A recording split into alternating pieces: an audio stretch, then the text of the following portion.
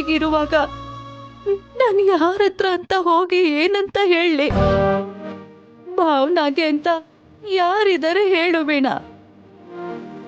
ಅಂತ ಹೇಗೆ ಹೇಳ್ಬಿಟ್ರಿ? ನಾನು ಒಂದು ಹೆಣ್ಣು, ಇನ್ನೊಂದು ಹೆಣ್ಣಿನ ಸಂಕಟನ ಅರ್ಥ ಮಾಡ್ಕೊಳ್ಳೋದಿಲ್ವಾ? ಮಾವ ದೇವ್ರಂತವ್ರು ಪಾಪ, ಹೆಂಗಳು ಮಗಳು ಇಷ್ಟೆಲ್ಲ ನೋವು ಅನುಭವಿಸಿದಾಳೆ ಅಂತ ಗೊತ್ತಾದ್ರೆ ಅವ್ರು ಅರ್ಥ ಮಾಡ್ಕೊಳ್ಳೋದಿಲ್ಲ. ಅತ್ತೆ ನಿಮ್ ಕಾಲ ಮಿಂಚಿಲ್ಲ, ಹೋಗಿ ಮಾವನ್ ಎಲ್ಲ ಹೇಳ್ಬಿಡಿ. ಅಯ್ಯೋ ವೀಣಾ, ಬೇಡ ಬೇಡ ಬೇಡ. ಸದ್ಯಕ್ಕೆ ಈ ವಿಷಯ ನಮ್ಮಿಬ್ಬರ ಮಧ್ಯದಲ್ಲೇ ಇರಲಿ. ಯಾರಿಗೂ ಏನೋ ಗೊತ್ತಾಗೋದು ಬೇಡ. ನಾನು ಸಿದ್ದುಗೆಲ್ಲ ಹೇಳಿದ್ದೀನಿ. ತಾಳಿ ಕಟ್ಟವನ್ನ ಅವ್ನು ಹುಡುಕ್ತೀನಿ ಅಂತ ಮಾತು ಕೊಟ್ಟಿದ್ದಾನೆ. ಅವನದನ್ನು ನೆರವೇರಿಸ್ತಾನೆ ಅನ್ನೋ ನಂಬಿಕೆ ನನಗಿದೆ. ಅಲ್ಲಿವರೆಗೂ ಕಾಯೋದು ಬಿಟ್ರೆ ಬೇರೆ ದಾರಿ ಇಲ್ಲ. ನೀನ್ ಮಾತ್ರ ಬಾಯಿ ತಪ್ಪಿ ಯಾರ ಹತ್ರನೂ ಏನೂ ಹೇಳ್ಬೇಡ ವೀಣಾ. ಇಲ್ಲ ಅತ್ತೆ, ನೀವು ನನ್ನನ್ನು ಮಗಳ ಥರ ನೋಡ್ಕೊಂಡಿದ್ದೀರ. ನನಗೊಬ್ಬಳು ತಾಯಿ ಇದ್ದಾಳೆ. ಹೆತ್ತ ತಾಯಿ ಸಂಕಟ ಏನು ಅಂತ ನನಗೆ ಅರ್ಥ ಆಗುತ್ತೆ. ನಾನು ಈ ವಿಚಾರನ ಯಾರ ಹತ್ರನೂ ಹೇಳೋದಿಲ್ಲ. ಆದರೆ ಆ ದೇವರು ಭಾವನನ್ ಕೂತ್ಗೆಲ್ಲಿ ತಾಳಿ ಕಟ್ಟಿದ್ಯಾರು ಅಂತ ಆದಷ್ಟು ಬೇಗ ಗೊತ್ತಾಗೋ ಹಾಗೆ ಮಾಡಿದ್ರೆ ಸಾಕು.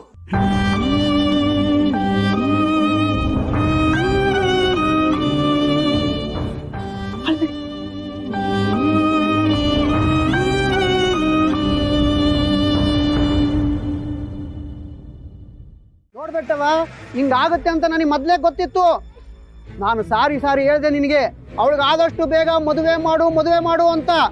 ಆದ್ರೆ ನೀನು ನನ್ನ ಮಾತು ಕೇಳಲಿಲ್ಲ. ಈಗ ನೋಡು, ನೀವು ಅವನಿಗೆ ದುಡ್ಡು ಕೊಡಬೇಕಾಗಿತ್ತು, ಕೊಡ್ಲಿಲ್ಲ. ಈಗ ಅವನು ನಿನ್ನ ಮಗಳನ್ನ ಬಲವಂತಾಗಿ ಎತ್ತಾಕೊಂಡು ಹೋದ. ನಿಮ್ಗೆ ಹೇಳೋರು ಕೇಳೋರು ಹಿಂದೆ ಮುಂದೆ ಯಾರು ಇಲ್ಲ. ಇಂಥ ಅವಕಾಶ ನಾವು ಸುಮ್ಮನೆ ಬಿಡ್ತಾನ? ಈಗ ವಯಸ್ಸಿಗೆ ಬಂದಿರೋ ಹೆಣ್ಮಗಳನ್ನ ಈ ತರ ಬಲವಂತಾಗಿ ಎತ್ತಾಕೊಂಡು ಹೋಗಿದ್ದಾರೆ ಅಂದ್ರೆ ಯಾವ ಗಂಡು ತಾನೆ ನಿನ್ನ ಮಗಳನ್ನ ಮುಂದೆ ಬಂದು ಮದುವೆ ಆಗ್ತಾನೆ? ಈ ವಿಷಯ ಸುತ್ತ 4 ಹಳ್ಳಿ ಗೊತ್ತಾಗುತ್ತೆ. ಇನ್ನ ನಿನ್ನ ಮಗಳು ಮದುವೆ ಆದಂಗೆ ಬಿಡು. ಇಲ್ಲ ನಿಂಗಣ್ಣ, ನನ್ ಮಗಳು ಅಂತವಳಲ್ಲ. ಹೌದು ಬೆಟ್ಟವ, ನಿನ್ನ ಮಗಳು ಸತ್ಯವಂತೆ, ಸಾವಿತ್ರಿ, ಸೀತೆ ಅಂತ ನನಗ್ ಗೊತ್ತು, ನಿನಗ್ ಗೊತ್ತು, ಇಲ್ಲಿರೋರ್ಗೆಲ್ಲರಿಗೂ ಗೊತ್ತು. ಆದ್ರೆ ಜನಗಳಿಗೆ ಗೊತ್ತಾ? ನಿನ್ನ ಮಗಳನ್ನ ಎತ್ತಾಕೊಂಡು ಹೋಗಿದಾನಲ್ಲ ಅವನು ಶ್ರೀರಾಮಚಂದ್ರನ ವಂಶದವನಲ್ಲ, ಕೀಚಕ, ದುಶ್ಯಾಸನ, ರಾವಣ ವಂಶದವನಮ್ಮ.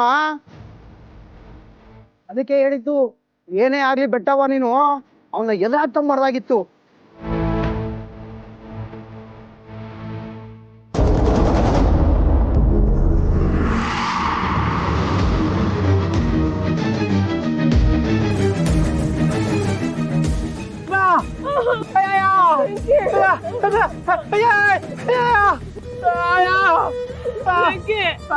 ನಮ್ಗೆ ಸಾಲ ಕೊಟ್ಟಿರೋಂಥವ್ನು ಬಂದಿದ್ದ.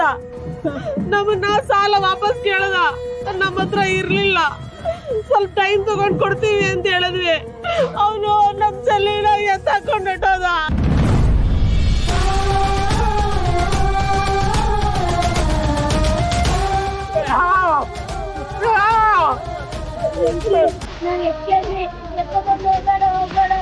ಕಾರಲ್ಲಿ ಎತ್ತಕೊಂಡು ಹೋದ ವೆಂಕಿ.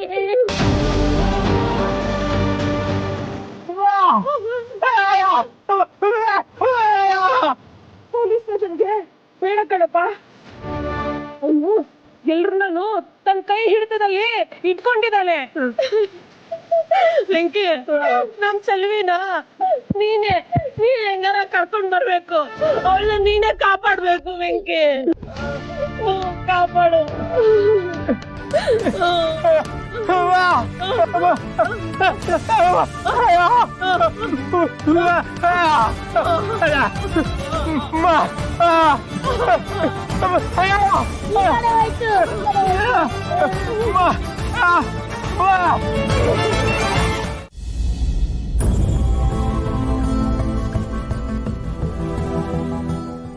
ಅತ್ತೆ, ಇದೆಲ್ಲ ನಡೆದು ಇಷ್ಟು ದಿವಸ ಆಗಿದೆ, ಆದರೂ ನನ್ನ ಹತ್ರ ಒಂದು ಮಾತು ಹೇಳಿಲ್ಲ ನೀವು. ಸೊಸೆ ಹೊರಗ್ನೋಳು ಅಂತ ಅನ್ಕೊಂಡ್ಬಿಟ್ರಿ ಅಲ್ಲ? ಹಾಗೆಲ್ಲ ಹೇಳ್ಬೇಡ ವೀಣಾ. ನಾನು ಯಾವತ್ತೂ ನಿನ್ನನ್ನು ಹೊರಗ್ನವಳು ಅನ್ನೋ ದೃಷ್ಟಿಲಿ ನೋಡೇ ಇಲ್ಲ. ನಿಜ ಹೇಳಬೇಕು ಅಂದ್ರೆ, ನೀನು ಅಡುಗೆ ಮನೆಗೆ ಬರದೆ ಹೋದ್ರೆ ನನ್ನ ಕೈ ಕಾಲೇ ಆಡಲ್ಲ. ನೀನಿದ್ರೆ ನನ್ಗೊಂಥರ ಧೈರ್ಯ. ನಾನು ಹೇಳಿದ್ದನ್ನೆಲ್ಲ ಚಾಚು ತಪ್ಪದೆ ಮಾಡ್ತೀಯ. ಸಂಸಾರನ ತೂಗಿಸ್ಕೊಂಡು ಹೋಗ್ತಿರೋ ನಿನ್ನನ್ನ ನಾನು ದೂರ ಮಾಡ್ಕೋತೀನ ವೀಣಾ. ಆದರೂ ನನಗೊಂದು ಮಾತು ಹೇಳಿಲ್ಲ ಅಲ್ವಾ? ಅಲ್ಲ ವೀಣಾ, ಸಂತೋಷದ ವಿಚಾರ ಆಗಿದ್ರೆ 4 ಜನದ ಹತ್ರ ಹೇಳ್ಕೋಬೋದಿತ್ತು. ಆದ್ರೆ ಇಂಥ ವಿಷಯನ ನಿನಗೆ ಹೇಳಿ ಬೇಜಾರ್ ಮಾಡ್ಸೋಕೆ ನನಗಿಷ್ಟ ಇರ್ಲಿಲ್ಲ. ಅದಕ್ಕೆ ಹೇಳಿಲ್ಲ ವೀಣಾ. ಈ ವಿಷಯನ ನಿನ್ನನ್ ಬಿಟ್ಟು ಬೇರೆ ಯಾರಾದ್ರೂ ಕೇಳಿಸ್ಕೊಂಡಿದ್ದಿದ್ರೆ ಭಾವನಾ ಬಗ್ಗೆ ಎಷ್ಟು ತಪ್ಪು ತಿಳ್ಕೊತಿದ್ರೋ ಏನೋ ಗೊತ್ತಿಲ್ಲ. ಸಣ್ಣ ವಿಷಯ ಸಿಕ್ಕಿದ್ರೇನೆ ಮನೆ ಮನಸ್ಸುಗಳನ್ನ ಒಡೆಯೋ ಈ ಕಾಲದಲ್ಲಿ ಭಾವನಾ ಪರಿಸ್ಥಿತಿನ ಅರ್ಥ ಮಾಡ್ಕೊಂಡು ಅವಳಿಗೋಸ್ಕರ ಮರುಗ್ತಾ ಇದೆಯಲ್ಲ, ಅದೇ ನನಗೆ ಸಮಾಧಾನ.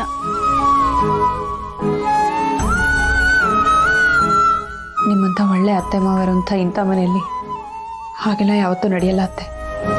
ನನ್ನಿಂದ ಒಳ್ಳೇದು ಮಾಡೋಕ್ಕಾಗದೇ ಇರ್ಬೋದು, ಆದರೆ ನಾನು ಕೆಟ್ಟದನ್ನಂತೂ ಖಂಡಿತ ಮಾಡಲ್ಲ. ಮತ್ತೆ ಭಾವನಾ ಜೀವನ ಖಂಡಿತ ಸರಿ ಹೋಗುತ್ತೆ.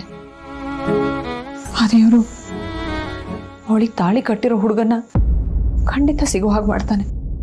ಎಲ್ಲ ಸರಿ ಹೋಗುತ್ತೆ ಅತ್ತೆ, ನೀವು ಯೋಚನೆ ಮಾಡಬೇಡಿ.